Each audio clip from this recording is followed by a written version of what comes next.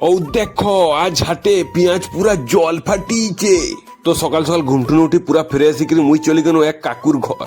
ও দেখো তোমার আর সেটা নাকি তেরকার পাম্পটাই জল বাড়াই দিনি সৌনিকির প্যানেল বোর্ডটা মুই খুলি দিনু আর সেটা নিয়ে বড় মিস্ত্রির পাস। তো ফাইনালি আজ হয়তো হাটবার সৌনি গাড়ি স্টার্ট করি ব্যাগ বস্তা নিয়ে মুই বাড়াই গেল হাটের দিকে। তো দেখতে দেখতে ফাইনালি পৌঁছি গেল এবারে হাট। ও দেখো তোমার আর এই হাটটায় সবু রকম সবজি বেড়ি সস্তায় পাবো আর ভ্যারাইটি রকম ফল কুন্ডল বি পাই যাবো।